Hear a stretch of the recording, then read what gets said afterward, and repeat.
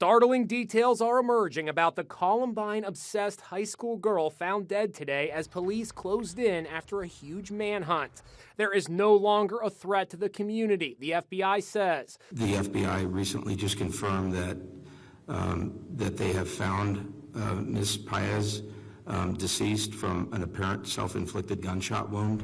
Her body was recovered at Echo Lake Campground in the foothills of Mount Evans outside Denver. 18-year-old Sol Pais shot herself in the face, making it difficult to identify her. This website linked to Pais shows disturbing hand-drawn images of guns, a bloody knife, and a skull. You can see why authorities were so concerned. I feel like a pot of scalding water on the verge of boiling over, so dangerously close to spilling over, she wrote. Another website linked to Pais has this sick headline, "Be the best killer you can be." This week's 20th anniversary of the Columbine massacre seems to have tipped Pais over the edge, and it's throwing the spotlight on a bizarre subculture of young people who see Columbine killers Dylan Klebold and Eric Harris as some sort of heroes.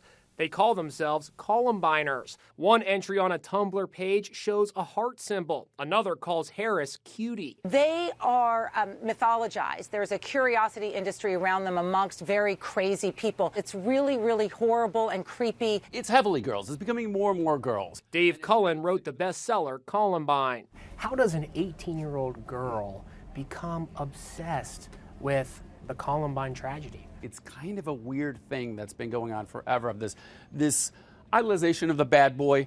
And, it doesn't get much more bad boy than, a mass murderer. Pais was a senior at Miami Beach High School in Florida. She was very introverted, quiet to herself, would not talk. She's by herself a lot. She's always dressed in dark clothing. She flew from Florida to Denver on Monday and bought a shotgun and ammo. This Be on the Lookout Wanted poster declares she is infatuated with Columbine's school shooting. Police say she was armed and extremely dangerous and warned people do not approach her.